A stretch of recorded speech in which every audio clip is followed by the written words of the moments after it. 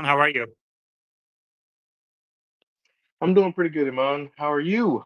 Good. Welcome back to the speaker board. We missed you.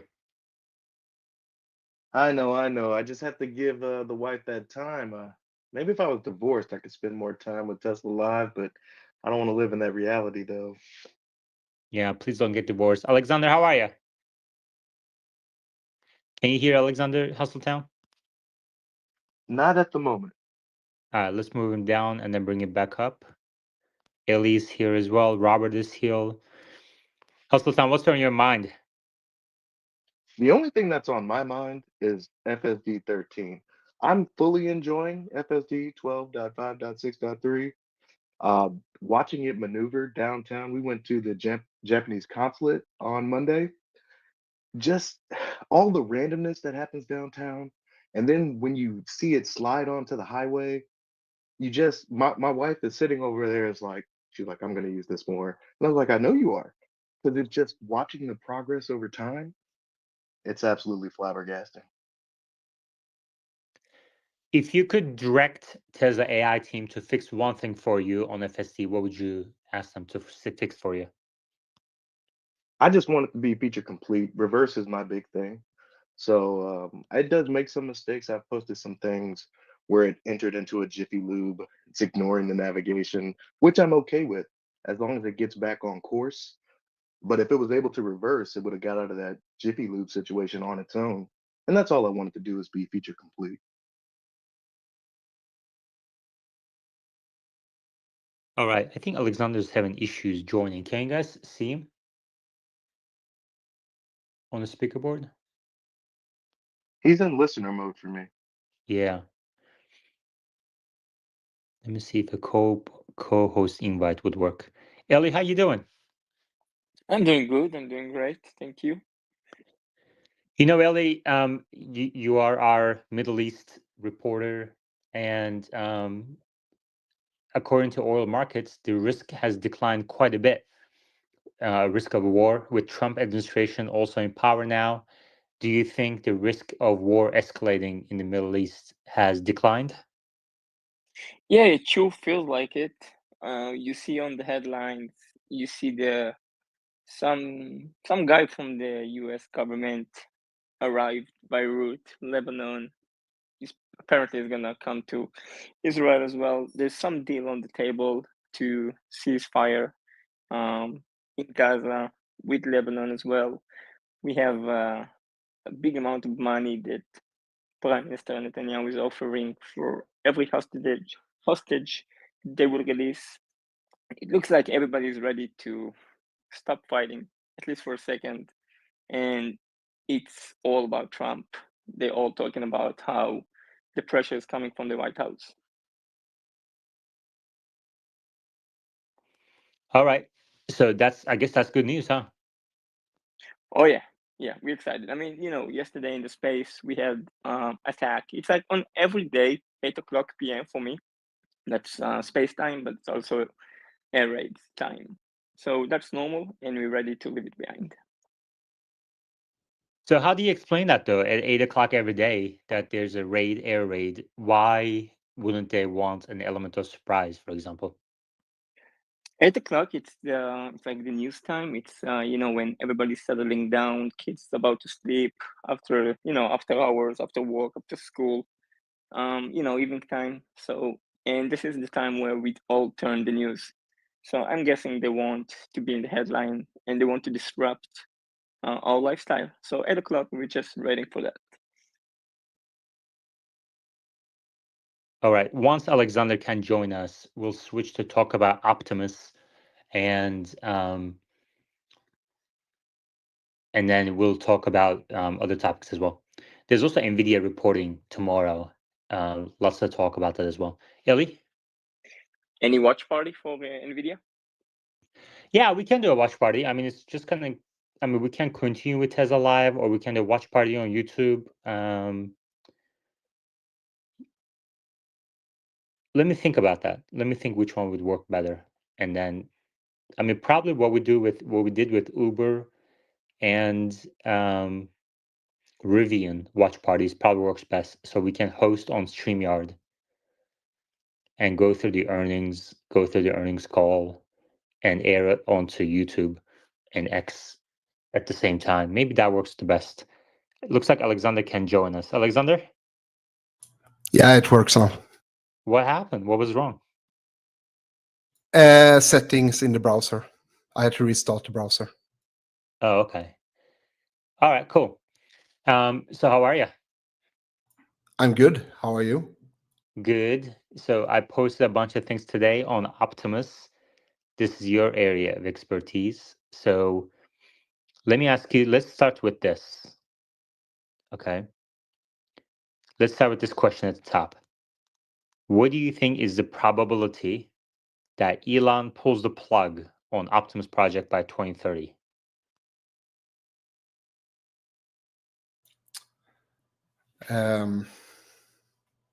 Maybe 30%. 30%. Wow. I was not expecting that. That's actually more than mine. Like, for example, Dr. Coco Banana on YouTube live chat right now is giving me the most common answer in a reply to the tweet at the top. About 24 people said zero in very different ways. One person actually pulled up Grok and asked for 50 ways to say zero. He posted that. One of them is goose egg. I learned some new things. He also has words that mean zero from other languages. One of them is diddly squat. Anyway, so people feel very strongly about this probability being zero. Ellie said, I hope he will. Why, Ellie? To be honest, I'm not a big fan of this project. I don't know. I don't believe in it, and I sure don't expect it to be reality in the next few years. Wow. Okay. So Ellie says he doesn't believe in the Optimus project. He doesn't like this project. I think we have our hands full for a big debate today in Tesla Live about Optimus. Alexander just said he believes the answer to the question at the top. What do you think is the probability that Elon will pull the plug on Tesla Optimus by 2030 to be 30%, which I was not expecting? My estimate, okay, is more around 5 to 10%. So it's very unlikely, but it's not impossible. And then if I kind of go through these responses here, Libor Cerny says 0%, Scott Archer 0, Z 0%, John Hanna 0%, Joachim Upsal Jorgen 0%. Did I pronounce that correctly, Alexander? Jörgen.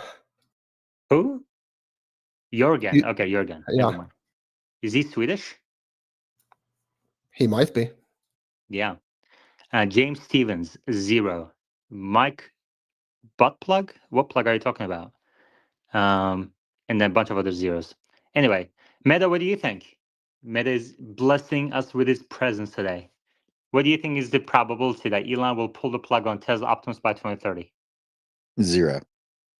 Oh boy. Okay, so where would you place yourself out of 10 on the spectrum of optimism? 1 being always pessimistic, 10 being always optimistic. 9, maybe 8. Okay. Well, I'm glad at least you're self-aware. Omar, what do you think? Hey, yeah, well, the chance is never 0%. I understand why people are saying 0%. It feels, close to zero in the sense that Elon has really emphasized this as the major focus of the company. This isn't some side project in his mind. This is actually the future of the business.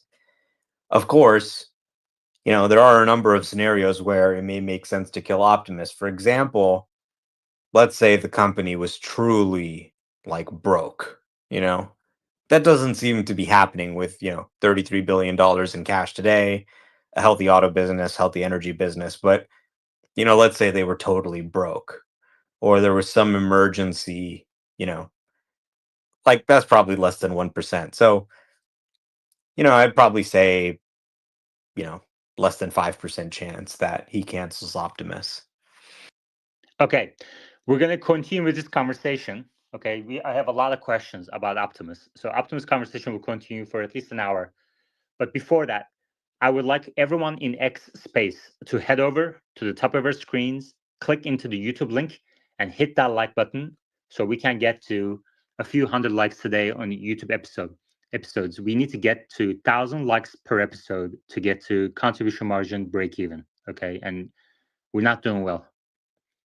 It's not progressing at all right now. We kind of pulled back a little because I kind of stopped asking people to do it as much, but we need to get there. So take a moment to hit that like button on YouTube. Otherwise, there is no Tesla Live. So we're going to wait until we get to 200. Right now, we're at 65.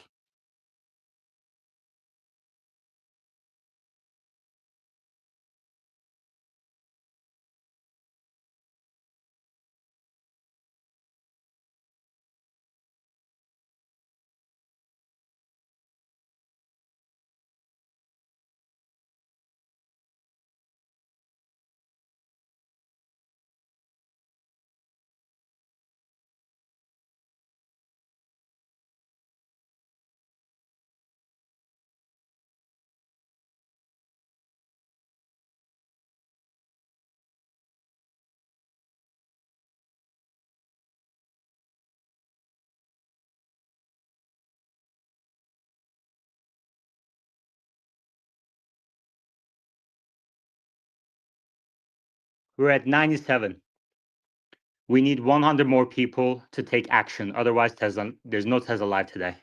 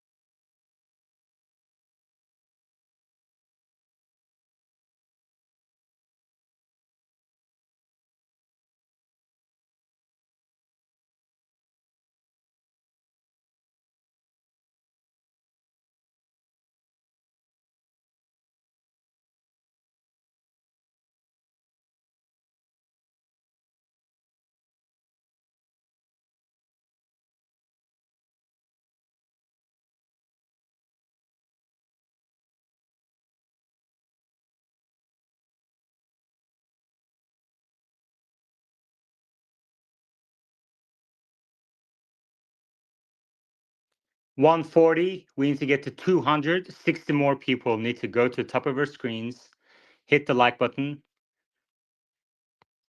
Otherwise, we won't continue.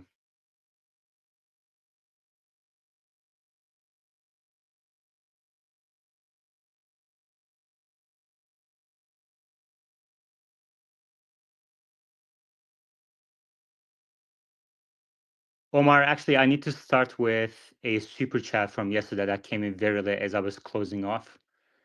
The question from Crunch is regarding cyber cab certification. Can Teslas be on call, teleoperated when autonomous at a button press where frequency success when pressed determining how they're regulated, including the number of human teleoperators needed? Like, do you think Tesla will? I think what the question is trying to ask is, do you think Tesla will start a fleet with human owners teleoperating the cybercabs, just like Waymo does?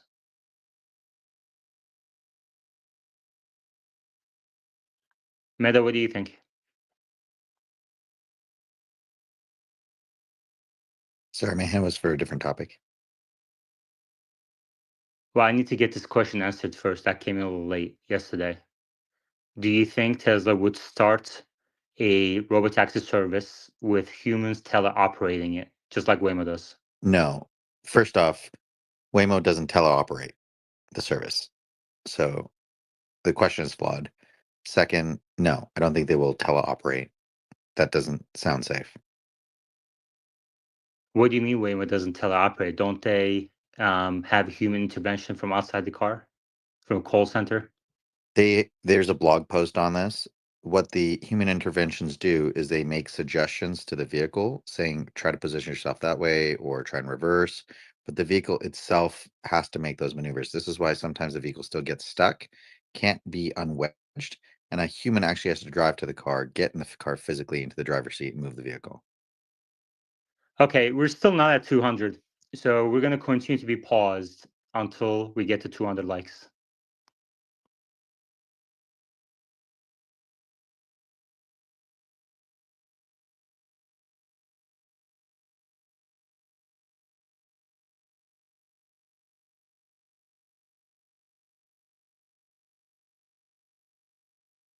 If you don't get to 200 likes within the next minute, this space will end.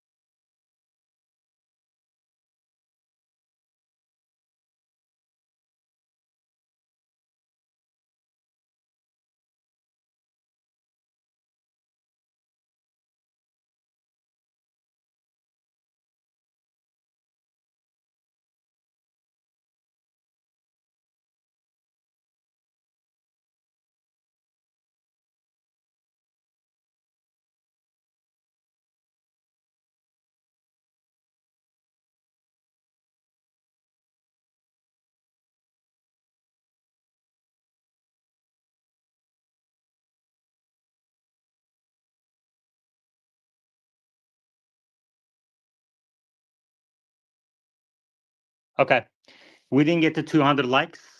Therefore, we're going to go to YouTube. It's only going to be exclusive. This episode is only going to be exclusive to YouTube. For those speakers who want to be part of the conversation, I'm going to send this link to the StreamYard so you can join as a speaker. There will be no listeners that are able to request to speak on YouTube. Okay, we'll try again tomorrow on X. Thanks, everybody.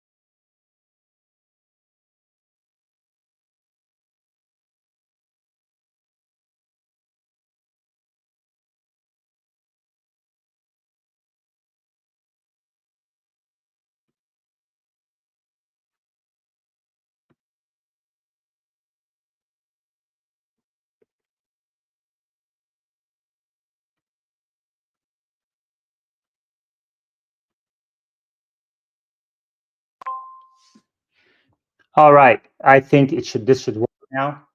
Hustle Town is here. So we're going to continue on YouTube now. From now on, this is the way it's going to be. We're going to have specific milestones on X. The moment we don't reach a milestone, we're going to switch to YouTube. That's the way it is.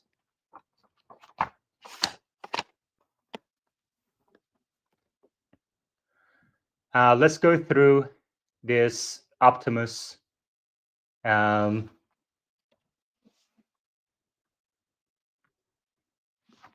The thread by Brett. Ellie's here as well. Hustletown is here. Hello, everybody. Hustletown, how are you?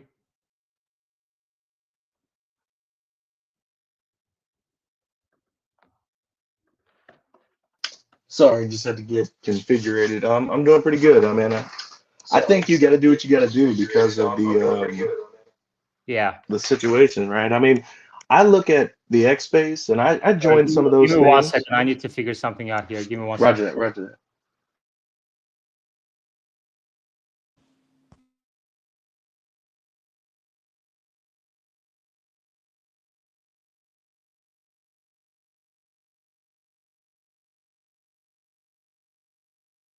that. Can you hear me? Yes, sir. I can hear you. All right. Yeah, we need to do better with this. This is ridiculous. People just can't fucking get off their asses on the couch and just hit the like button for 2 seconds. It's amazing. Like I was saying before, I joined some of the X spaces and they're good. I love listening about Tesla, but hands down, this is the best space on X. And I mean, if you want it to survive, you want this space to exist, I think you gotta do what you gotta do. Support in any way you can. Hit the like button. You know you want the information, so go ahead and subscribe. Seems easy to me. Yeah. So Tesla scaling humanoids easier versus vehicles. So there's a bunch of factors that I believe why scaling humanoid robots will be easier. For example, I think this is the biggest one: smaller physical size and complexity. Is this everyone can see this, right? Looks good. Smaller physical size and complexity. My understanding is that the number of parts on a humanoid is about 1,000.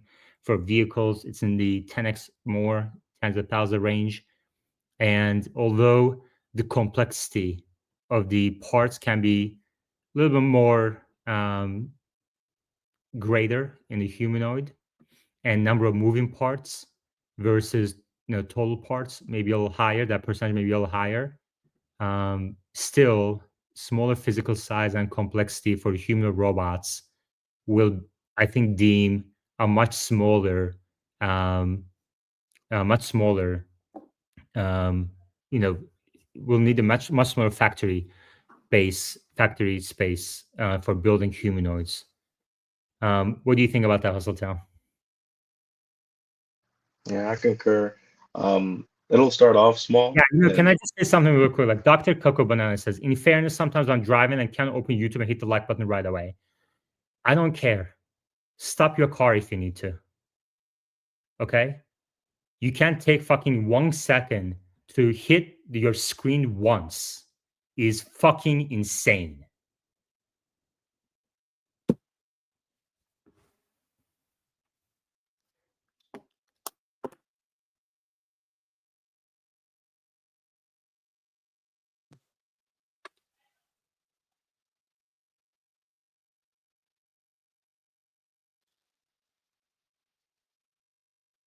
Two, modular design. Robots like Tesla Optimus are likely designed with modular components, example arms, legs, actuator sensors, enabling streamlined assembly and easier scalability compared to complex vehicle platforms.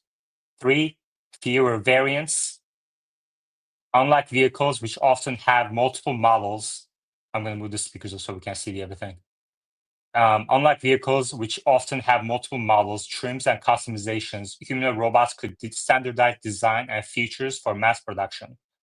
4, integration of advanced automation. Tesla's expertise in automation and AI could enable humanoid robot production lines to be more efficient, leveraging AI-driven manufacturing to reduce labor costs and errors. 5, lower regulatory burden. Unlike vehicles, humanoid robots may not face stringent safety regulations for public road use, simplifying compliance processes. So I mean, this is the biggest one. I think cars have some modular design to some extent as well between Model 3 and Model Y, Model S and Model X, etc. Fewer variants. I don't think I don't know if there's going to be just one Optimus maybe to start, but that was the case for Model S as well. So maybe the variants will increase later on. Integration, advanced automation applies to both. Lower regulatory burden. I mean, that's true right now, but I mean, I guess this is one too. And then, this is the biggest one, number one. And then factors making it more challenging: emerging market dynamics. Market is nascent. Alexander is here too.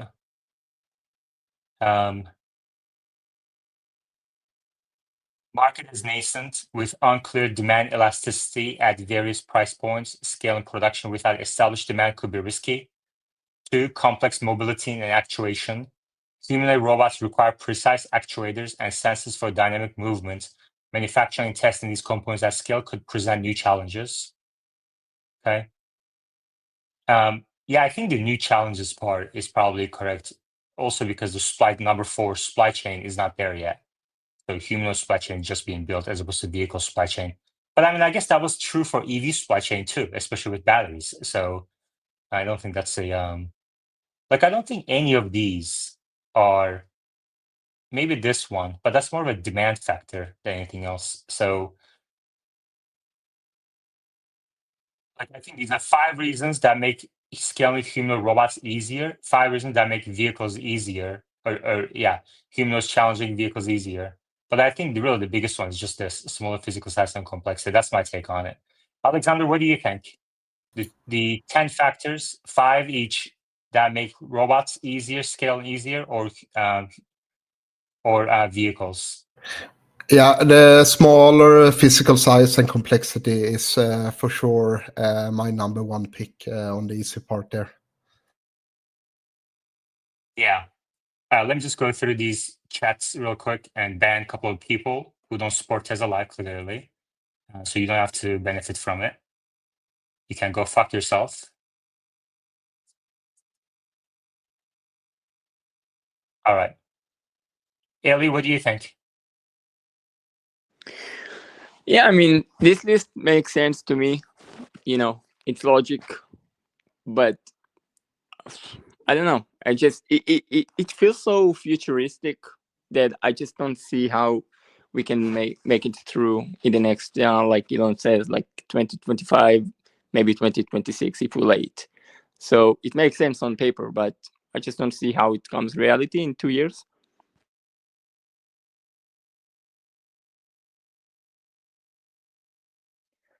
All right.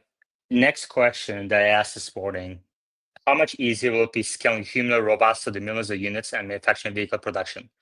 What do you guys think? I think it's like 40 times easier. Yeah, Custom I'm Town? somewhere between 10 and 100. I would say it's 40 to 50 times easier, depending on when you watch all these other robots and how complex they are. Tesla's trying to build from the ground up and, build for scalability. It'll be curious to see the capabilities, but I'm thinking 40 to 50 times easier than vehicles. Yeah. And Jake McCombs points out that we just reached 200 likes. So if this is what it takes to be contribution margin positive, then this is what we're going to do. I don't really have a choice. So, Ellie, what do you think? About the 200 thing, or about what you just showed on the screen?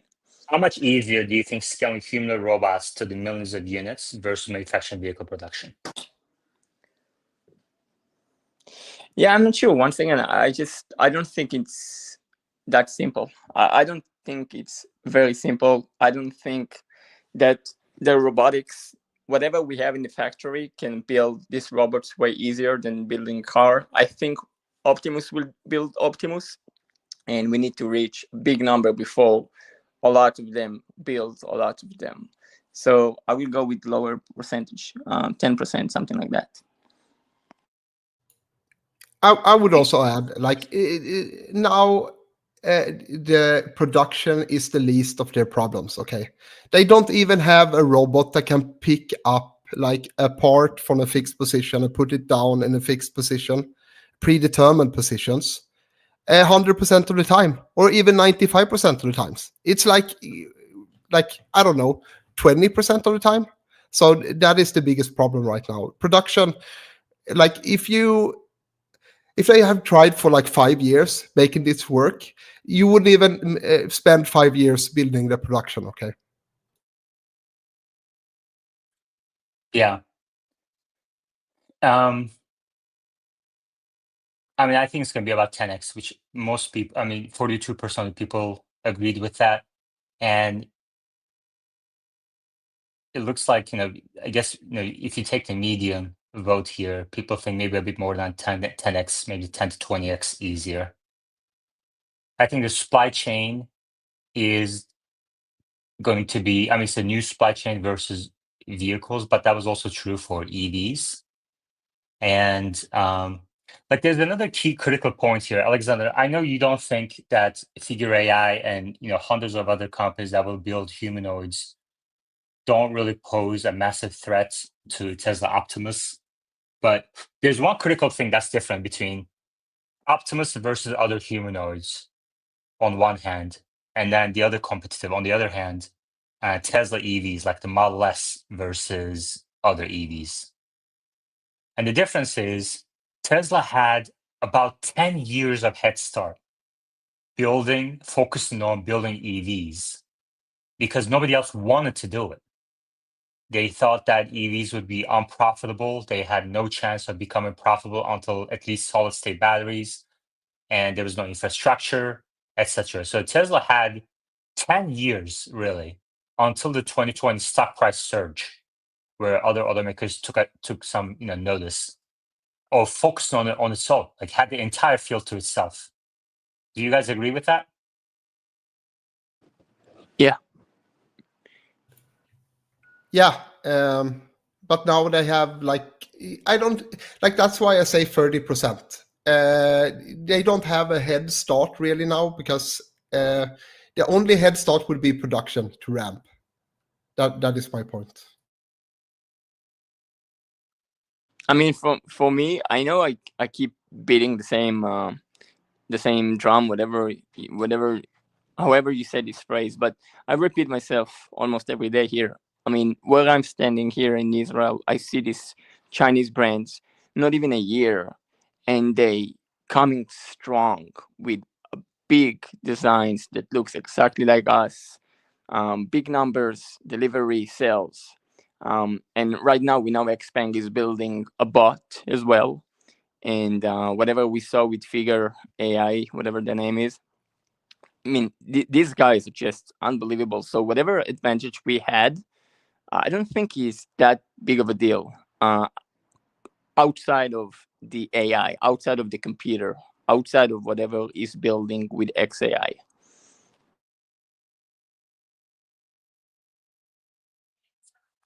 Okay. Yeah, I was just gonna say Yeah, the hardware. Yeah, the hardware. I think we're not gonna have too much of advantage on, but it's the stuff on the inside, and it's the same with the vehicles, right? I'm not gonna purchase another vehicle without FSD. Tesla is aware that what makes them special is going to be scalability. You're going to see more of them, just like you're going to see more Teslas than you're going to see of any other brand, unless you're in China. But it'll be the insides that truly matter.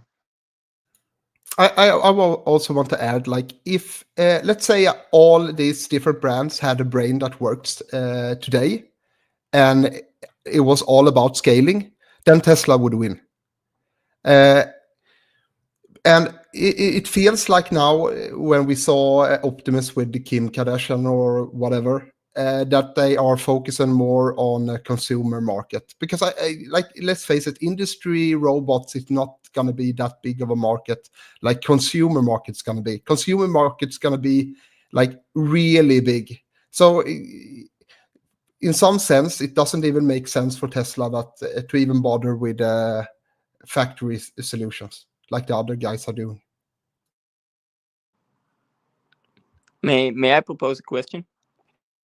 Yeah, but before that, quick word of thank you to Shaolin Plex for $100 super chat and supporting the channel with his 8 accounts. And this is the way it's going to happen. Like, this is the way YouTube channel will ever get to contribution margin positive.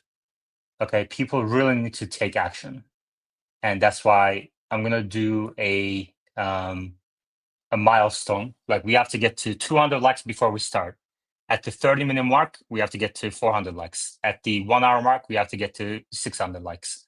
At the 1.5 hour mark, we have to get to 800 likes, and then by the end, we have to get to 1,000, or we stop the space. So there has to be a feedback loop. There has to be incentive structure for people to do it. Otherwise, they won't. I mean, we get thousands of listeners a day. In some days, more than 10,000 across platforms. How hard is it to take 2 seconds to click a button? You know? And I'm really tired of like 1% of people carrying the weight for the other 99% so that they can enjoy their free content every single day. It shouldn't be that way. I think that's what people fail to realize is, I mean, it's not like this is carefree bullshit content. This is Yeah. truly vital stuff. I mean, I think it helps you as an investor, and if it's helping you in any way, shape, or form, the like is the least you can do. It's not like watching a TV program, and I don't know, man. I'm with you on that. I just think it's so weird that, you know, for the value, you're not getting the turnaround support that, I mean, this is essentially all the time and energy that you spend in this. I'm a bit retired, you know. I'm trying to become a better speaker, but I'm really here for the beautiful content. I'm gonna help any way that I possibly can, and I encourage anybody else to do the same. Thank you. I, All right, I, let's I continue. Yeah, Ellie, go okay. ahead. No, I also wanted to tune in and say, I don't know if you guys aware the amount of time and effort that Yaman is putting into these spaces. And I just want you guys to know he's not sitting in a big mansion like in Hawaii doing this stuff. Like, he's working so hard to build this stuff, to build this space. And yeah, that's the minimum you can do. Just like it and subscribe.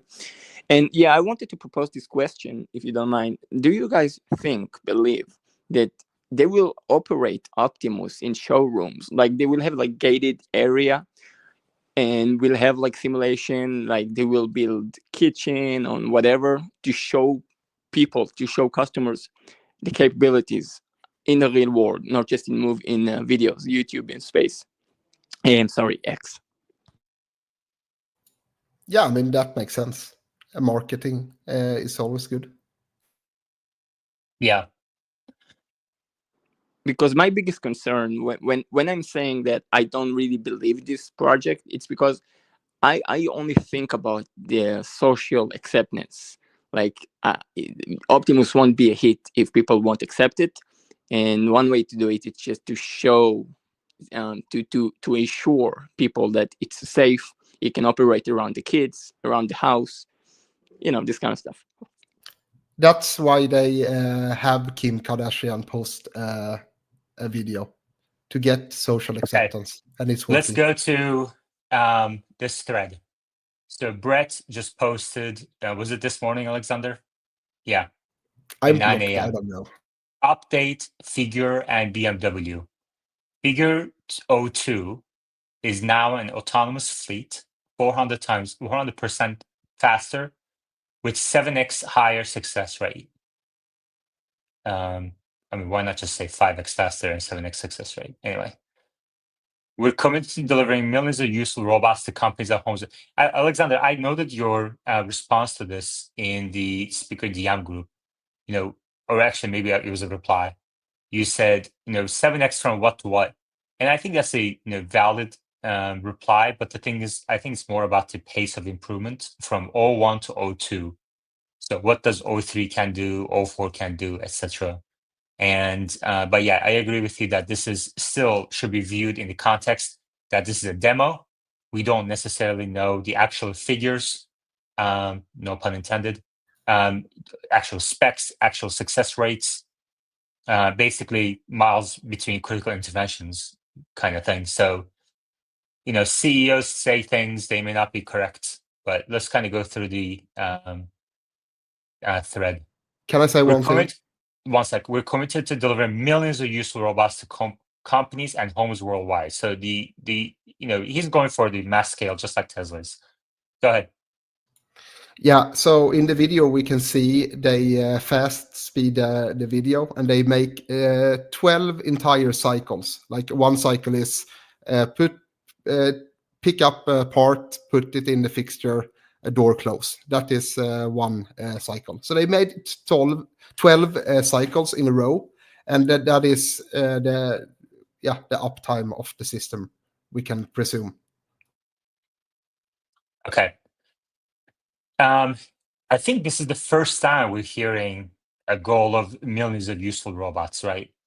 Have they ever mentioned a goal in that scale before? I've seen a Yahoo interview that the CEO did. He had mentioned that he wanted to be a hyperscaler and be in every home in America. Okay. Thank you, Craig, for the $20 super chat. And Craig says, worth every penny. I appreciate it. All right. As background, we unveiled O2 robot 3 months ago. O2 is our second generation humanoid robot, which is designed for commercial customers and the home. Humanoid robots in everyday life will make you feel like living 30 years in the future. Okay, nothing there. Shipping millions of robots. We are fully committed to shipping O2 robot into the market and building a viable company. So I guess this is the design that's going to first ship to external customers. That's interesting. One day we will manufacture millions of humanoid robots that will be deployed into commercial customers and the home. So he doesn't give a specific timeline. Like Elon said, 1 million Optimus by 2030. Autonomous fleet operations. O2 is now 4x faster. There you go. Well, this doesn't jive, by the way. This 400% faster isn't the same as 4x. Anyway, 4x faster, 7x more accurate, and much higher reliability. Okay. We're currently running 1,000 placements a day, fully autonomous. And this will only improve as we deploy more robots, collect more data, and improve our AI models. Alexander, any comments on this? 1,000 placements per day. That's pretty slow. But yeah, 4 times faster, 7 times more accurate. Like, yeah, as I said before, we don't know from what. So the 1,000 figures tells me it's not that accurate. So let me ask you something. So how is you saying 1,000 placements a day is not that fast, is very slow, to compare to people saying cybercabs were only traveling 5-10 miles an hour? That's pretty slow. Yeah, but there's already an existing solution for this that is much faster, and it's industrial robots. There are no robotaxis, really. But no, the existing solution is humans driving. Yeah, but that's no, like an automated solution is also robot, but the human driving is not also a robot. That's my point. Okay, let's continue. We're focused on hardening our fleet operational readiness. Daily, we deploy Figure O2 robots on physical digital twins, replicating the exact environments found at our customer sites.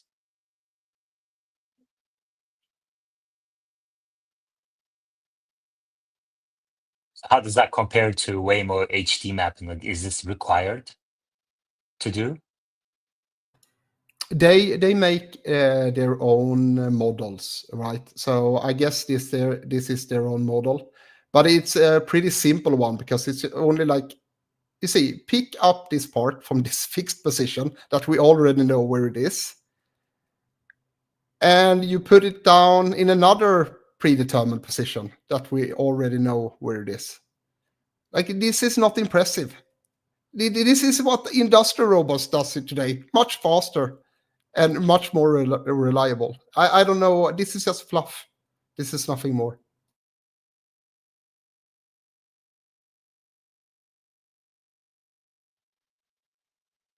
Yeah, Alexander, it's hard to take those comments seriously when you have companies like Microsoft, Nvidia, OpenAI investing in this company billions of dollars. It's not just fluff. Yeah, this video is just fluff. Like I don't. Yeah, obviously they can do useful things, but this video is just fluff.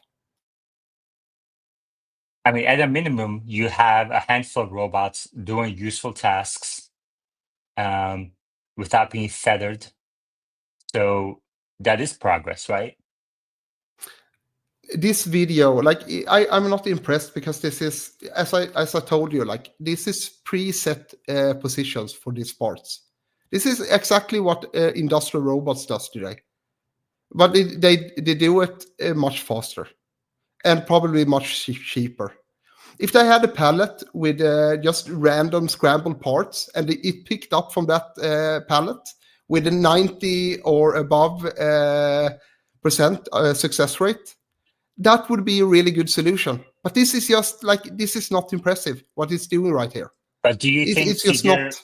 Do you think Figure AI cannot do what you said, the line that you drew in a year or two?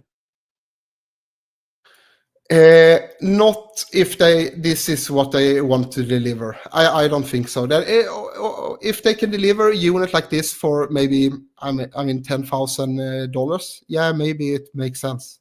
But more than that, I don't think it makes sense for what they are doing in this video. Okay, so you're saying that what you're seeing here doesn't necessarily impress you, but if the robot was able to, pick up, identify the correct part and pick up from a scrambled, crowded area, then you'd be impressed. And you're saying the probability of that happening in the next year or two is not zero. Is that fair? Yeah, it's not zero, but if this is their own models running, and this is the best they can do, it's not impressive.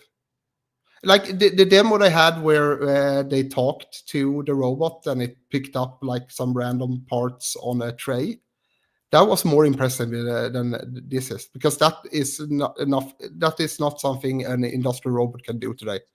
But this they're showing right here, it doesn't make sense to spend that extra time and money for doing this task. Can I ask you something, Alexander? So if you take this video and you compare it to whatever Optimus latest video of Optimus, are you any impressed by Optimus, like better than what you see here? Yeah, but as I said before, if a Tesla is aiming for the consumer market, that would be more lucrative than this. No, I get it. I'm just asking because you know better than I think anybody here, anybody else here. Yeah, but like Optimus is more like, it does impress me more when it comes to like social interaction than the Figure 2 bot. This is not for companionship, okay? But Tesla may have made more strives towards social interaction than Figure 2, in my opinion.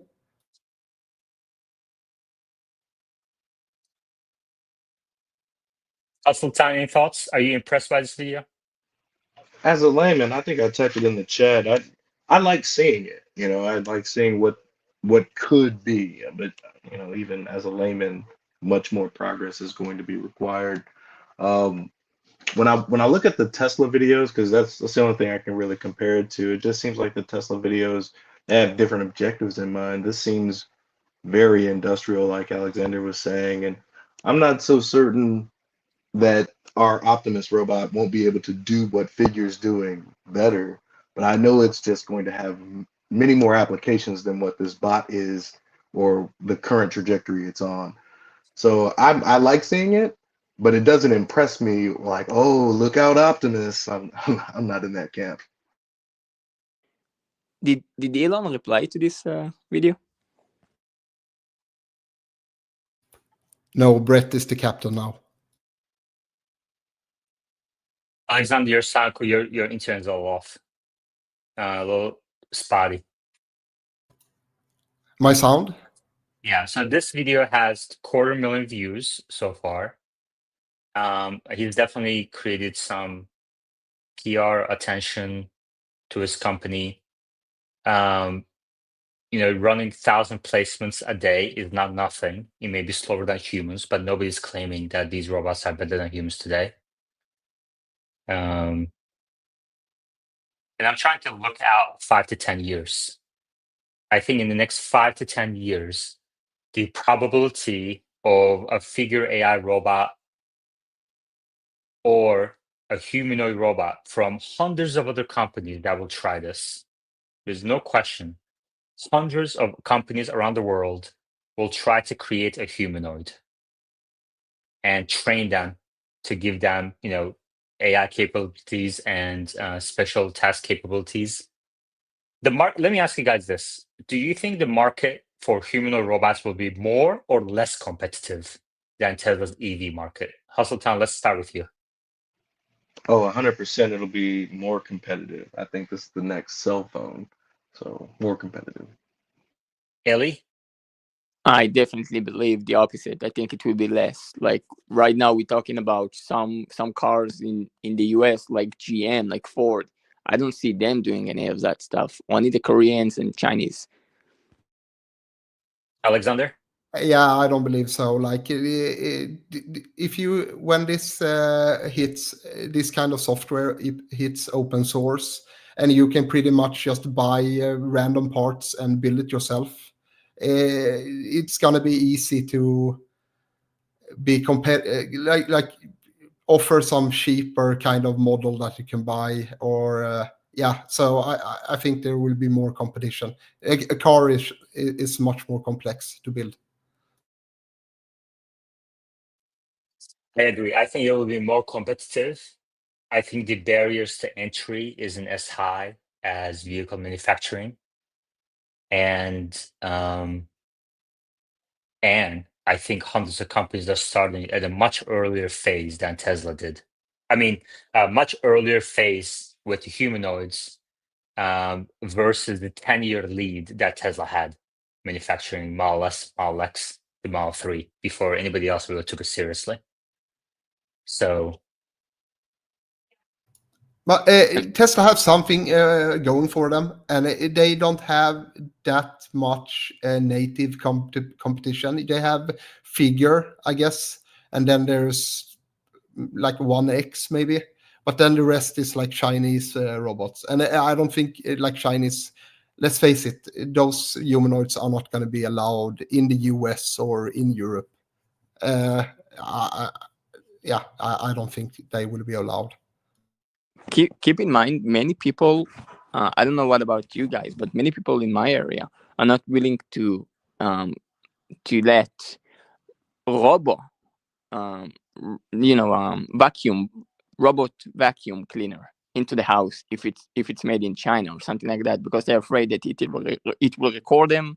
Not to mention any other stuff. Now robots that can maybe take videos, take photos, and record everything you say. I think people will not let this kind of robots into the house. This is why I'm talking about social acceptance. And Tesla might be the only company that people will trust. Ellie, Good do you have point. any studies? Do you have any studies on what percent of people don't allow Chinese robots into their house? So it's nothing like study. It's all anecdotal. But Okay, then it doesn't matter that much. If it's just your friend or somebody, your neighbor, we can't really use that as data point.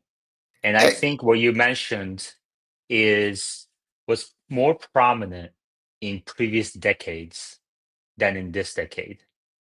And I think maybe in some European countries, like maybe in Germany, where people have some national pride about their domestic manufacturing, maybe there Chinese automakers may struggle a little bit.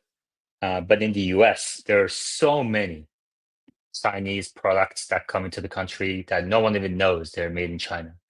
No one even knows they're made in Vietnam, or services from India. People, care somewhat, but they still go with the cheaper option. which is secured by outsourcing these services to India.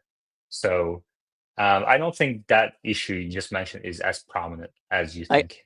I accept I what you say, and I recognize the fact that in these spaces we need to be more accurate. So I accept what you say, but I just want to add, this kind of these products we're talking about products with microphone, products that need to navigate inside the house. So I'm not talking about a speaker or Bluetooth device. I'm talking about stuff that actually go around your house. There was actually like this 5G company or this Chinese brand that built 5G tech, Huawei or whatever they are called, Hawaii, I don't know. They blocked their hardware from getting imported to US and Europe, actually, in concerns of like surveillance concerns. So, I mean, a humanoid If your robot that can investment pick up. strategy depends on U.S. government saying no to others from other domains, you already lost the battle. No, no, no, If your no, no. strategy depends on government, reducing competition for your product, you already lost the battle. Yeah, but your vacuum cleaner cannot pick up a kitchen knife and like kill you. A freaking humanoid robot from China, like that is like one of your arch enemies. Are you really gonna let those units into your country? Do you really think that? Do you think Trump will allow like a robot force from a foreign country being in your country? I don't think so. Good luck. Well, it doesn't matter. If your investment strategy depends on sales in just US, you already lost the battle. No, You're you gonna have have to Europe. You have face Europe as well. you're going to have to face competition in other countries. And from a technology perspective, manufacturing perspective, I think I'll give you one good reply. Like none of these replies are actually good, but one person, Brian McCormick, just gave a pretty reasonable response to my 3 points. So my 3 points were so somebody said, "Oh, look, you think Optimus competition is coming, just like competition for EVs are coming too." Yeah, okay. And I said, well, number one, BYD and others EV and hybrid sales, I don't think anyone really expected them to succeed to this extent. And because of their success, Tesla isn't able to charge the price that it used to be able to charge, isn't able to achieve the margins that it used to be able to achieve. Like in China, sales are higher this quarter, I think, than last quarter, but the growth rate is actually not that high. I mean, I think it's positive, but it's not the 50% growth that we were seeing in previous years, and definitely not at the prices that Tesla was selling the Model 3 and the Model Y before. And the margins in China, according to James Catt, is the lowest in the world. So that's because of BYDs and hundreds of other Chinese automakers flooding the market in China, the biggest market. And they're now starting to export to other countries as well, limiting Tesla's growth in other countries as well. Maybe they're not in the US, but they're still hitting Tesla's growth. And in the US, I don't think Figure AI is going to be the only one that does this. I think OpenAI will also do their own. And I'm sure we'll see more companies coming out with their own humanoids as well. And then number two, scaling humanoid production will be easier. I think about 10x, not 100x, but at least 10x easier to than vehicle manufacturing. And my the kind of pillar that I hung my hat to when I first invested in Tesla was Tesla has a gigafactory in Nevada. Is going to be able to produce batteries at scale, and others. These battery factories take multiple years and multiple billions of dollars to put up, and others haven't even started. That was my kind of like the thing I put my hat on and said, you know what, Tesla has a long runway ahead, and that proved to be the case. But I'm struggling right now to find that one pillar to put my Optimus thesis on, and it's definitely, I don't think it's manufacturing. I know Brian argued, I'll mention in a second, but I don't think it's going to be manufacturing because it's 10x easier to do, and there are actually quite a few good manufacturers in the world, especially from China. So, like, what's keeping Figure AI outsourcing the manufacturing of Optimus to Chinese manufacturers. So I think you're going to be able to kind of put up factories that produce humanoids at a much easier, much lower cost than a vehicle manufacturer. So that's the second point. And that third point, which I can't believe one person challenged me on this, which is kind of crazy to me. But when Elon Musk back in 2012 was ramping Model S production, that was the only thing he had going. I mean, there was maybe SpaceX, but SpaceX was not nearly as prominent until after I think it was like 2014, 2015 is when SpaceX started becoming a bit more like I don't know that for a fact, but at a minimum, he had only Tesla and SpaceX to focus on and nothing else. And mostly Tesla. And in Tesla, just Model S. There was no Model X, there was no Model 3, Model Y, there were no and one factory, just Prima. Just one set of regulators to deal with in California and maybe some federal. There was no FSD project. There was no, Tesla Energy. None of those, right? But on top of that, there was no Neuralink. There was no, XAI. Twitter or X or politics. None of that. It was or dealing with this country and that labor union. None of that was, and the media was, it was a tailwind for Tesla. Politicians were a tailwind for Tesla, and none of those are correct today. So, if he was like 80% focused on Tesla back in 2012 and maybe 20% on SpaceX, my estimate, today I would say top at most 20% of his time goes to Tesla. And what percent of that time goes to Optimus? Let's be generous and say half. So 80% back in 2012 focused on Model S production ramp, and 10% today focused on Optimus, if that. Okay. So I think this is a huge point that people miss. Figure AI, on the other hand, for example, is solely focused on this. There's really nothing else they need to focus on, and they have to make this work to be successful, to be afloat, to raise money, to attract talent. They have to make their human robot successful. Whereas Tesla, if Optimus, which by the way doesn't even fit into the mission statement according to some people, if Optimus fails, Tesla will survive. There is no that kind of like I need to succeed drive. Maybe Elon is superhuman that he doesn't need this kind of like actual drive to succeed on these things. We'll see. I think that's TBD. But I think there is something to be said about you either make this happen or you die. Gets you to another level of focus that I just don't think is possible unless you put yourself in that situation. So, Alexander, go ahead. Yeah, like Elon. Do you think Elon is the only reason they make progress on Optimus? I think without Elon, Tesla wouldn't have succeeded. And any project that Elon focuses on moves faster with higher certainty of success than without his focus. Yeah, but that is probably mainly because he's probably really harsh, and if you have him on your back, you better work good and you better work fast. That is true, but I mean, he had assembled a team that is probably doing Alexander, good progress. your connection is breaking up. Hustle time, is it breaking up for you too? He sounds okay. It's a little poppy, but nothing Yeah. detrimental. While Alexander works on getting his connection straightened out, Hustle time, what do you think about what I said? I think it has credence, but I think Elon said in an interview that in the beginning he has to devote a lot of his time to these companies just to make sure, kind of like a child, right? But once these companies get into the team level, they start to be able to function on their own with a little less supervision. So I kind of take that route.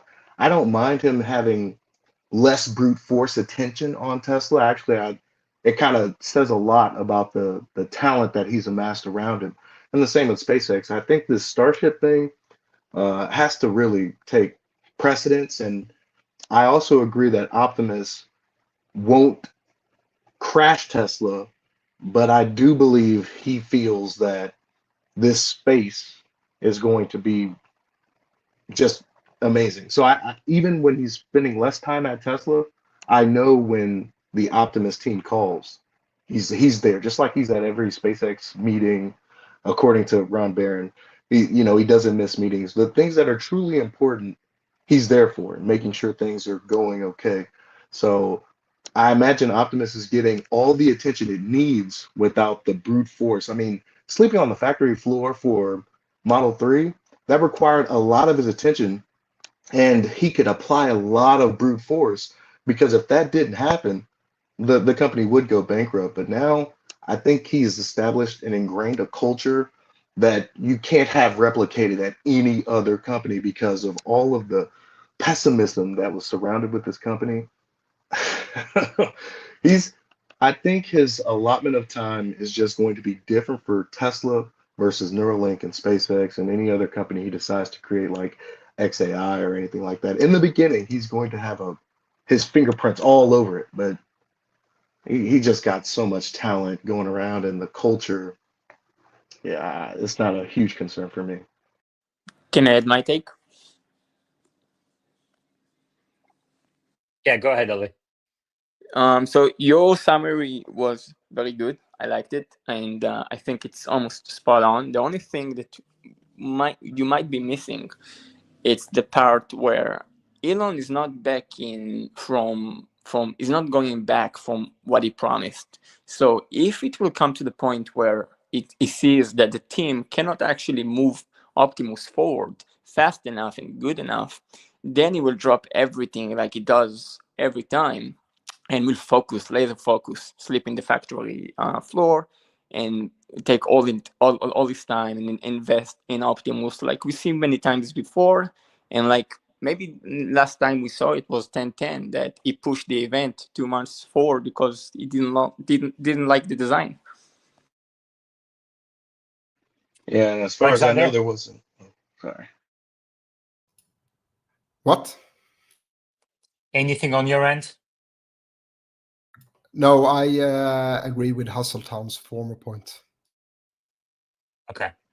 Typically there's a culling that comes with Elon being dissatisfied as well. So as far as I know, nobody from the, pushing it back from 8.8 to 10.10, there wasn't a huge culling.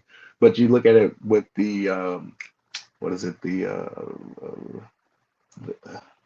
Dojo. You look at Dojo, there was a culling when that wasn't moving. And then you look at the supercharger team, culling, and superchargers now the V4s are out. So I think he just handles these issues that are of grave importance a little bit differently. And I imagine when he culled those divisions, he had a larger, with the reshuffling of the personnel, I imagine he was there a little bit more.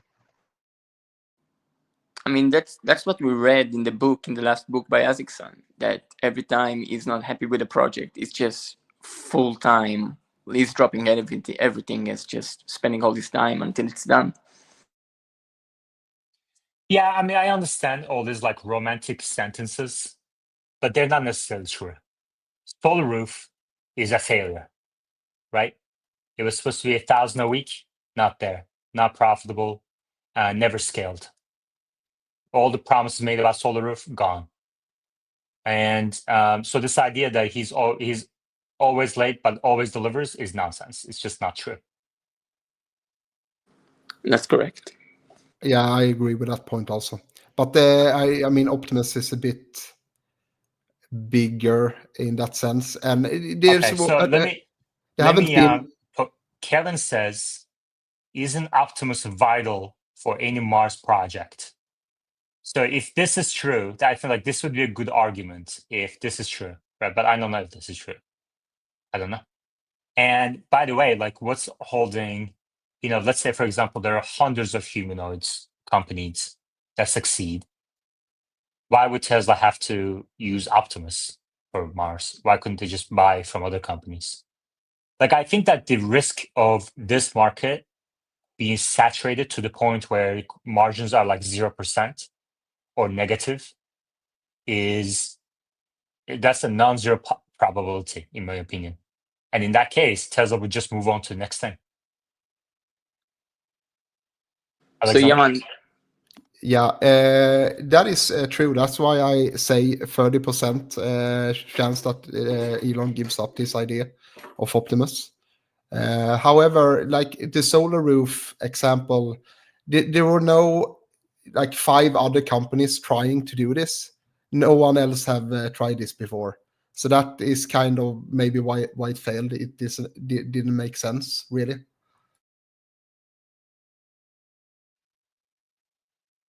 Yeah. Yeah, I don't know. I guess we'll see. Ellie?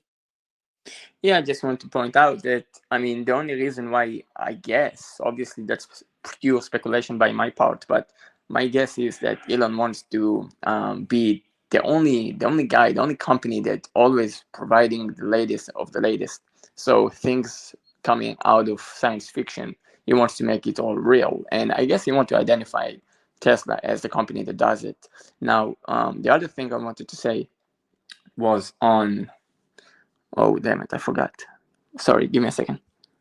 While Ellie thinks about that, I just want to say something about the solar roof. The next home that I get, if this isn't my forever home, I'm going to order solar roof. I don't think it's a dud. I just think that they can't scale like they want to because they don't have their own installers, right? They have to depend on other people to help install this stuff on the roof.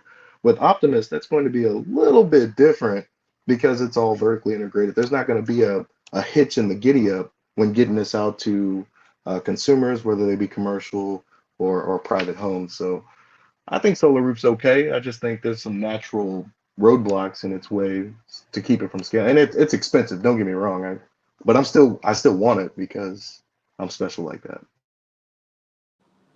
So I wanted to ask Yaman and you guys. I mean, Yaman is almost proposing. Maybe it's only in my head, but he almost proposing the question: if we have to drop one project, will it be Optimus or obviously Robotaxi? My guess is that most of us will want Robotaxi to succeed. If we have to skip Optimus, so that would be. Yeah, I mean, if I was arguing on the side of Optimus is too essential for Elon to drop, I would say what Kevin said is an Optimus vital for any Mars project. That's one. And then Robert Scoble always points out that Optimus in robotaxis solving the last mile problem is also essential. So I would just say those two things if I was on the argument on the other side. But then for either one, you can always say, well, hundreds of other companies are also working on it. And if the margins get too close to 0%, then and they're all able to deliver the freaking pizza in the last mile, then why continue to spend time on Optimus when you can be focused on your mission statement, which is to accelerate the world's transition to sustainable energy? Yeah, but who is stronger near a zero margin? Tesla has proven yet again that they can do price wars pretty efficiently. So, I mean, if it comes down to COGS, then Tesla yet again is number one. Except for China, but I mean, China, as I stated earlier, I don't think they will be allowed to enter any Western market with humanoid robots.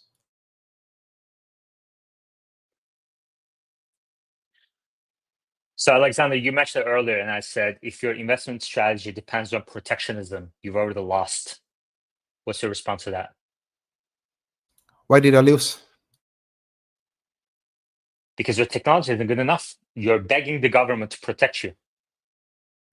Yeah, but it's not about protecting against foreign market in that sense. It's protecting from having a foreign-built humanoid robot that can actually kill you if it wanted to. I don't know. I don't buy that argument. I think if your investment strategy depends on protectionism, like for example, you're the labor unions and you're financing this politician, that politician to protect you from disruption, you're only delaying the inevitable. If you're a taxi driver, you're a taxi company, you're depending on your local politicians to keep Uber out of your city, you're only delaying the inevitable. it's not about protecting consumers in that sense. It's about protecting your country. Like imagine like having let's say you had like 2 million Chinese robots in America right now, and you just press a button and they go rogue. Like if they have that capability, obviously no one would accept that risk.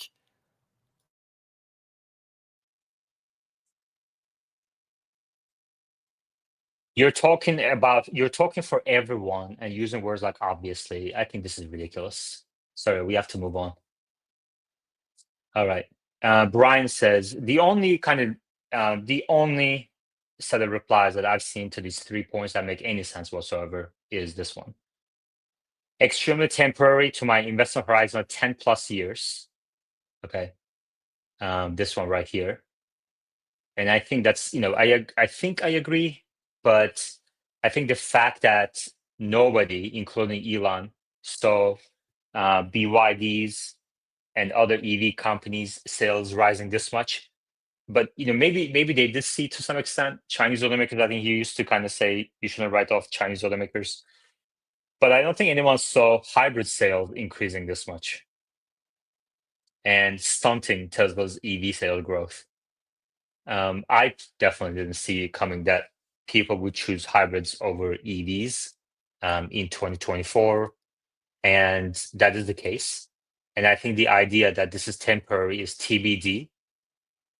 I think before robotaxis come about, I think that it's going to be very difficult for Tesla to move consumer base from hybrids to EVs. Maybe with Cybercab and volume, you can kind of kill the hybrid sales. But before that, so he says my investment time is 10 plus years, and I don't think most people don't have that kind of investment horizon. They don't want to wait 10 years for results. And I think even beyond 10 years, TBD. And then he says for number 2, for scaling humanoid production will be easier. He says Elon has said that making the humanoid easily manufactured is by far the hardest part. He also previously said, and I agree with him, that he likely knows more about manufacturing than anyone else on the planet. No other humanoid company is anywhere close to Tesla's installed factory base. Tesla's already tooling up the supply chain. Not sure if it will be easier than others for competitors, but I do think it will be insanely difficult for them. I mean, I think these are, I agree with most of these statements, but a lot here depends on Elon has said this, Elon has said that. So to the extent that you're taking a CEO's statements as 100% gospel, then I guess you can rely on those things. But like, for example, why wouldn't a Chinese automaker working on humanoids be able to design a manufacturable, a scalable humanoid, right? There are multiple Chinese automakers that are now producing vehicles and selling vehicles in, exporting vehicles outside China in volume. Why wouldn't they be able to design a humanoid that's easily scalable? I don't have the answer to that question. And then Elon has also previously said, and I agree with him, that he likely knows more about manufacturing than anyone else on the planet. I don't know. Is that a true statement? I don't know. There are many great manufacturers in the world across industries. If Elon knows more about manufacturing, why did Cybertruck take delayed multiple years? Why is 4680 battery production delayed multiple years? So I think that's also TBD. But these are two management statements that I'm done taking management statements at face value. So Tesla's already tooling up the supply chain. All right. No other humanoid companies anywhere close to Tesla's installed factory base.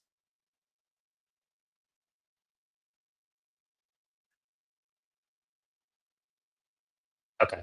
Any comments on number 2?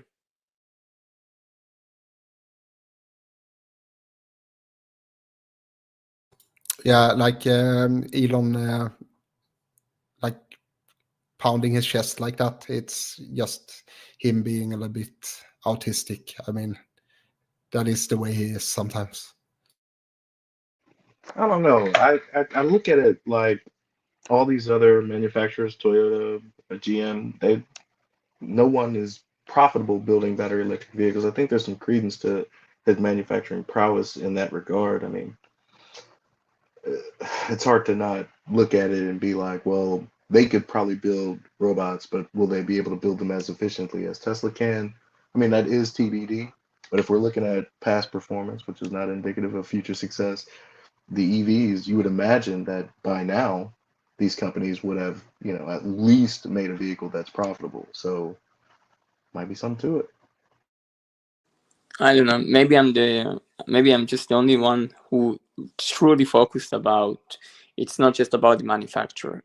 Like if three companies will build 1 million bots tomorrow, that's not the only question. The other question is acceptance. Like who will buy the product? Now the example I will bring before a few minutes ago, Yaman asked me about if I can provide any data regarding the vacuum cleaners from Chinese.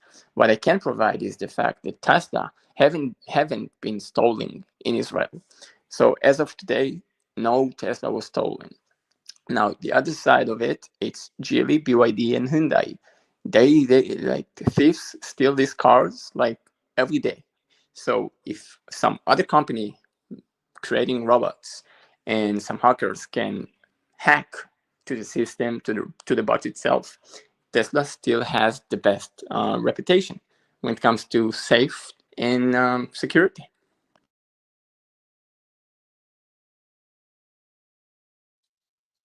Okay.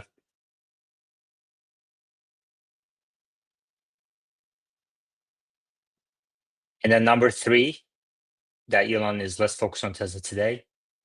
Brian says he's always working multiple problems in his 17 plus jobs.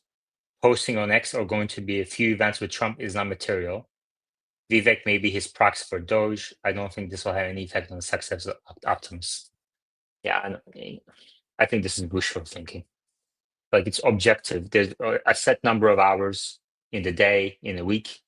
It's objective. Every time you take on a new role, the time that you have to allocate to others goes down.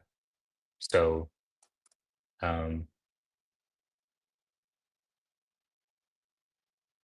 anyway, I'll say I prefer him not to be a part of this stuff and focusing more on Optimus, but yeah, I think he's got a team around him.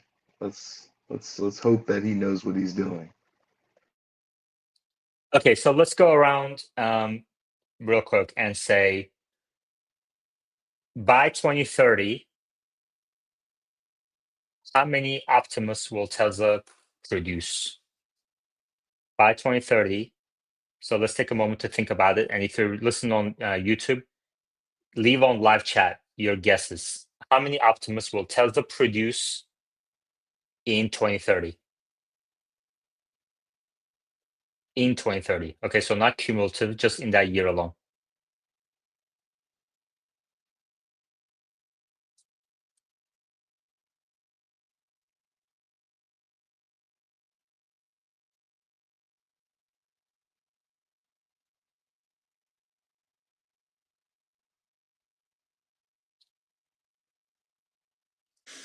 I would say 100,000.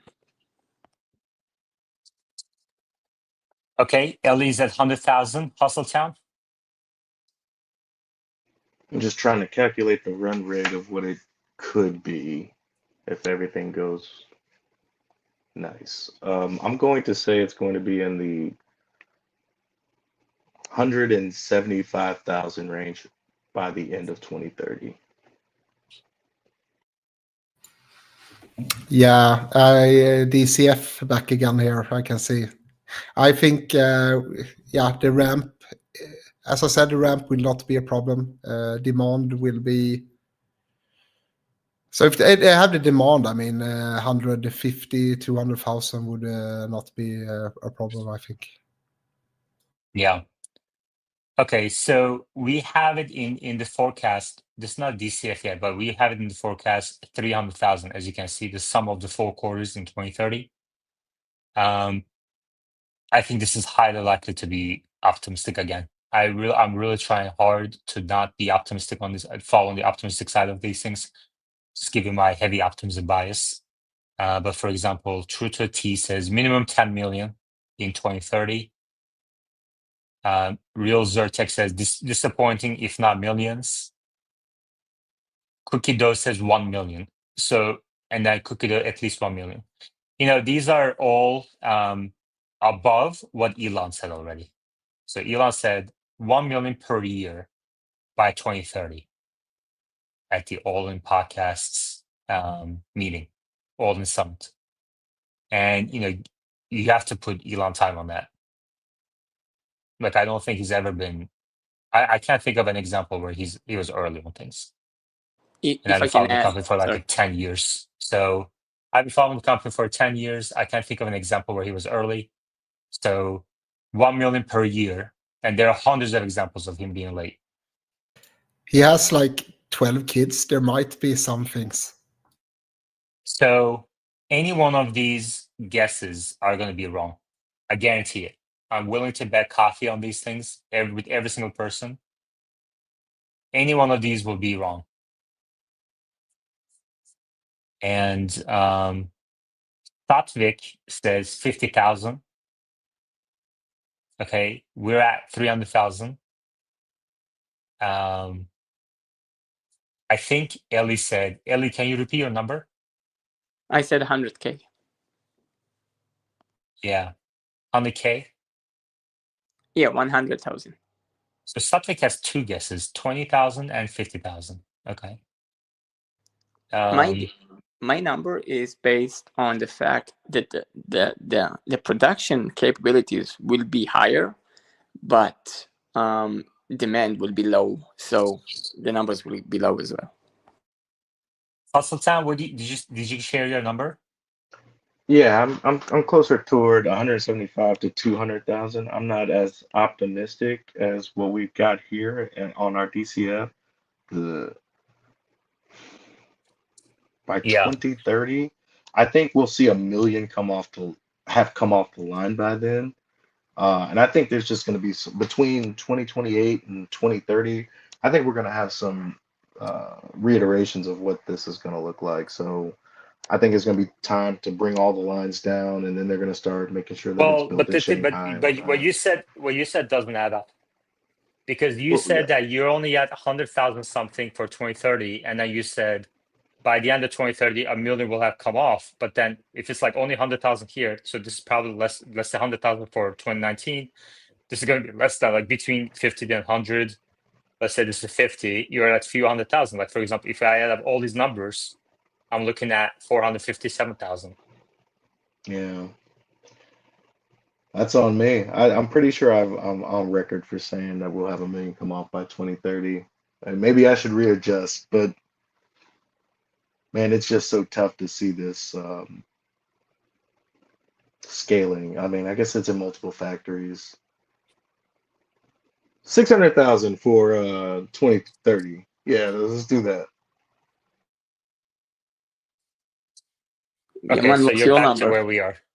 Yeah, I mean, this is my number right now, but I think it's going to be proved optimistic. So, for example, like, when did we know that Model 3 production was going to start, right? We knew it back in, I think, 2014 when they first started talking about Model 3, and the production started 3 years later, and we knew where it was going to be built, etc. We don't even know where Optimus is going to be built right now. They don't have the final design. I think Brian said they're pulling up to, supply chain, but I've never heard that before. And I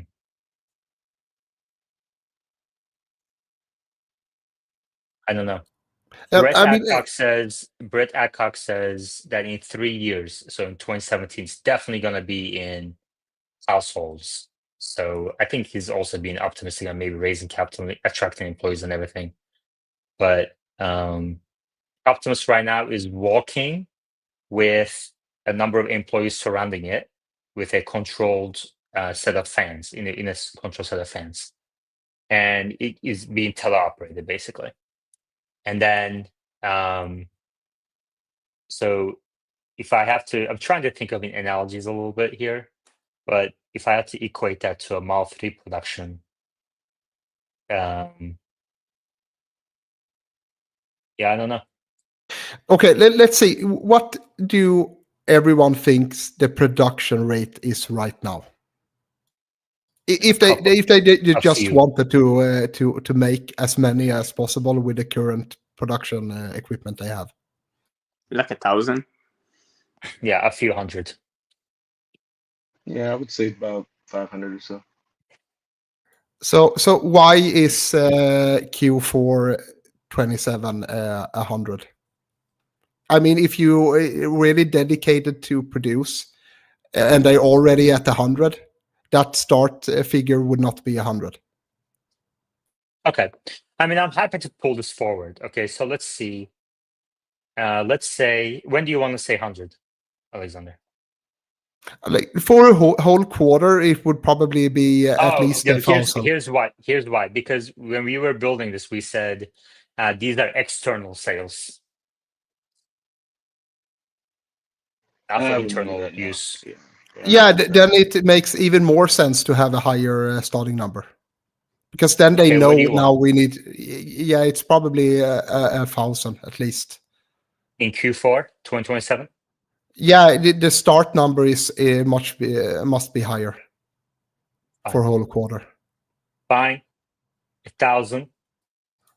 And then you have a working cell with an output of 1,000. Now you know what to do. Okay. So next number is probably like 3,000, and then you have 10,000, and then it just exponentially grows.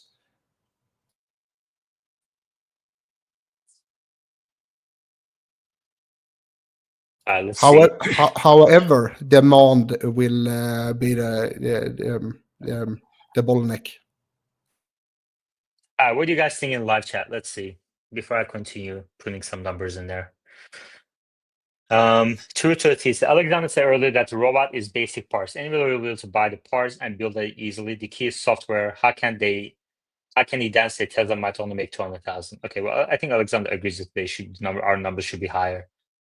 Bull 2035 says, I think sales and marketing is a limited factor. Tesla is not strong on commercial sales and marketing. Ready Player One says, I expect similar to Tesla Semi for rate of release to wider market, starting with a few commercial partners in 2025, 2026, scaling production to scale to more than 500,000 per year by 2030. Okay. And he says this is a coffee bet.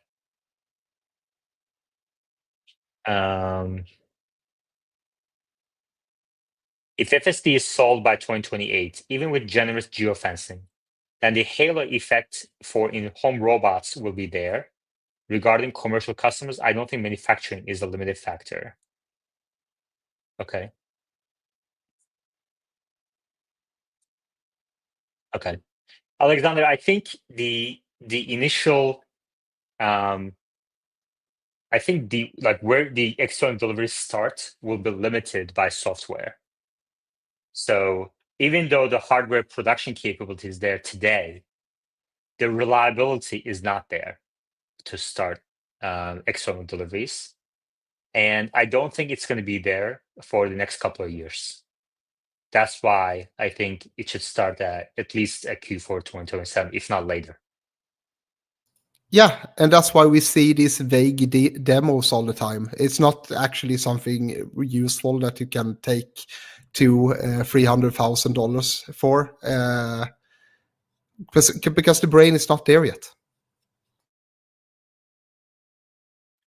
Okay, Amy points out that here's the 255th like for the video. Let's get to 300 likes ASAP. So if you're watching this, please hit the like button and share the video with your followers and others. Let them know that Tesla Live today is on YouTube. Thank you, Amy. Alexander, okay. I'm okay with starting 1,000. Okay. I'm going to move this here. So start Q1 2020, because I think the reliability is going to take a couple of years to get there for external deliveries, whether it's commercial or households. And then Let's get to 2,500. So a declining growth rate after that, okay?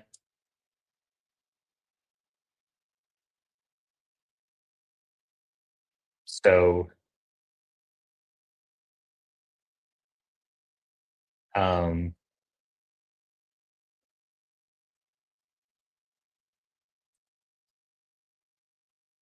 150%, 100, 50, 33, 25. Okay, this makes sense. Yeah, I think this is the most I'm willing to do, I think, right now. I am really sensitive to not falling on the side of optimism right now. Because first of all, because this product does not exist. And no one can tell you that it will ever exist with 100% certainty. So to put aggressive numbers on a product that doesn't even exist and that doesn't have any sort of objective timeline to it, there's no permits pulled, no factory, the software is not there. There's questions, as we discussed on AI amateurs last night. There's questions around scalability laws now. So these are very extremely critical problems that Tesla will have to solve. Like this is barely at a venture capital type of level of investment right now, barely. Okay, you don't even have a working prototype, so it's more like angel investing, if anything. I have a question for you, Iman. So AGI and Optimus goes hand in hand in your eyes.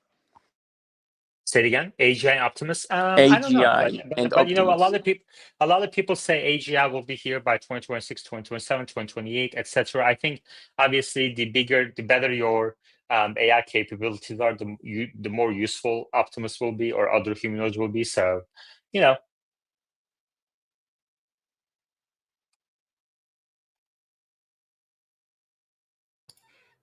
Yeah, I think the biggest problem, as I said before, is the brain. Like the ramp numbers will be least of our problems if they don't get the brain working. Yeah, and then once you do that, you know, how many other companies will have the brain? These are all open questions. So to put some aggressive numbers on here, I think the fact that we even have this here right now is pretty aggressive. Real Zertec asks, when was the last time you tried to fix the X subscription price? It's been a while, but I've heard nothing from X about it. My understanding is that they don't allow fixing the price, which is ridiculous because it takes literally 1 minute to create multiple tiers on Patreon. And for X, for whatever reason, you can't do any, ever. If you just put it, you can't fix it. You can't change it.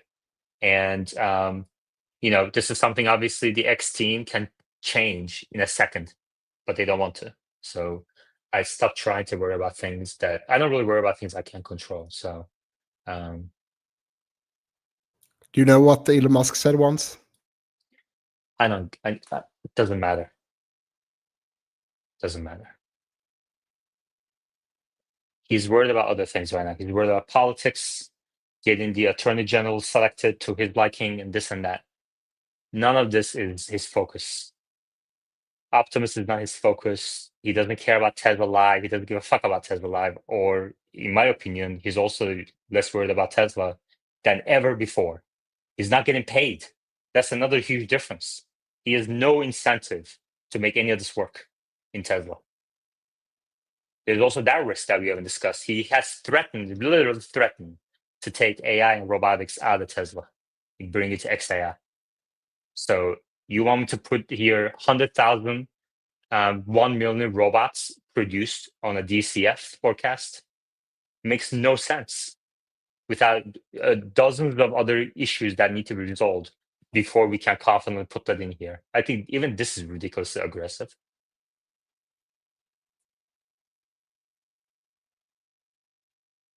So tomorrow we have Nvidia earnings, and that's after hours. We'll have a watch party here. Same thing, hosted on StreamYard, aired on YouTube and X, probably, or maybe just YouTube. Probably just YouTube, because I don't think I have many Nvidia investors as followers on X anyway. So if somebody's interested, they can come to YouTube. I sold my Nvidia position today. Oh, really? Okay. Yes. What made you do that? I listened to yesterday's space and I was like, yeah. No, it was AI amateurs actually, and yeah, I'm convinced there's might be a risk with the coming earnings. So I rather take a profit. Yeah. I mean, let's look at that for a little bit. We have 20 minutes to go here. So let's see.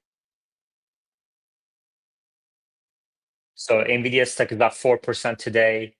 In the last 5 days, pretty flat. Pretty flat since the summer, actually, interestingly. But if you look at from here, up 14x, which is amazing.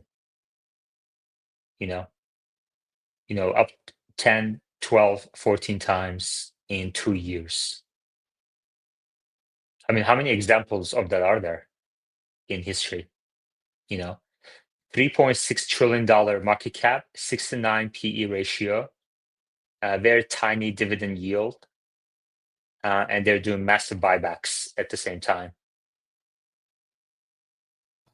I cry every time I see that chart. Why? Because I bought some like a pretty good portion in 2017 and sold in 2018. I think that if I hold that, that would be a bigger position than Tesla, I think. Yeah.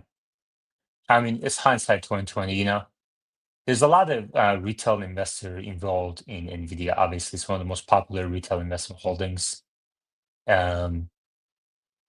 In the last quarter, they made about $30 billion of revenue, $17 billion of net income, and up very substantially. Obviously, boosted right now by the backlog of their huge demand exceeding supply of their chips. The question really is, these margins going to continue? And I don't think anyone expects these margins to continue beyond a couple of years, but I think people disagree on how far they will decline. So they always beat, nothing surprising about that. We'll see how much they beat by. Look at this by the way, look at these, the magnitude of beats have declined in the last 4 quarters. I didn't realize that until just now. That's also interesting. Amy's asking, who's the biggest customer at Nvidia? I don't think it's Tesla, and Amy. I think Tesla just buys maybe $1 billion a quarter maximum, and some hyperscalers like Microsoft, Amazon, they buy more than Tesla. Meta is another big one.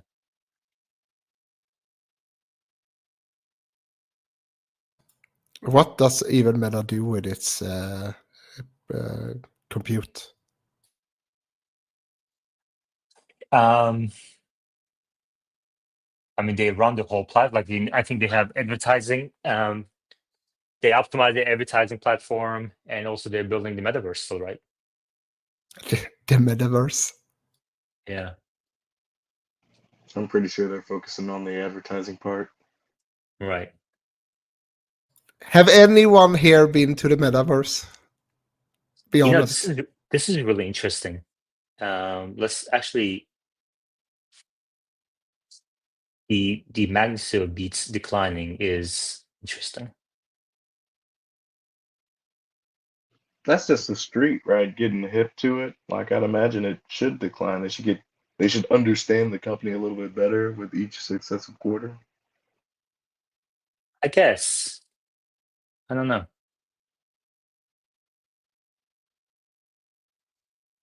I'm not sure. Let me think about that. But I'll take a note of that for now.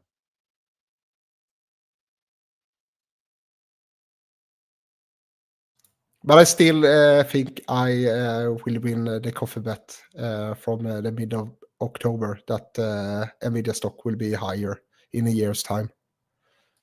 Yeah. Okay, let's see. Steve says, I go to the metaverse daily in my Apple Vision Pro.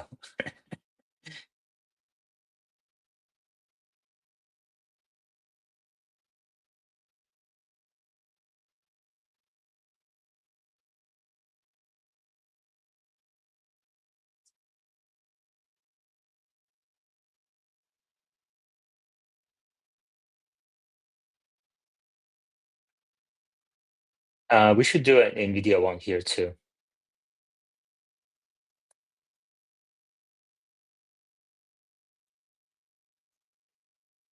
We can start out super simple with our forecasts for each company. And then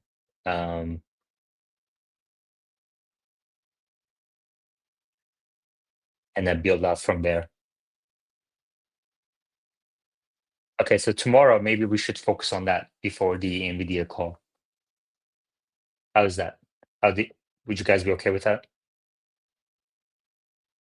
I mean, by the way, like when I go to YouTube, I don't expect you guys to join me like that. If you want to stick with X, that's fine. It's just that we have to figure out a way to get X to 1,000 likes per episode.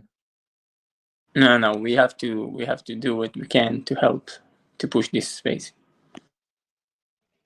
Yeah, I'm with Eli. The space is very. I don't know a whole lot about Nvidia, but I'm willing to learn. And whatever I got to do to you say party, I'm there. All right. Thank you. I appreciate that. Okay, let's end it here. And then tomorrow we're going to continue. I'm going to tweet out just in a second milestones that Tesla Live listeners must achieve for Tesla Live to continue. Otherwise, there's no Tesla Live for that day. So it's going to be something like 200 likes before we start, 200 likes in the first half hour, 200 likes in the second half hour, etc. Then that's how we get to 1,000. All right, and everybody needs to play a role. Otherwise, it's just not going to happen. And you know what, guys? Happy launch day. Happy launch day. All right, take care, everybody.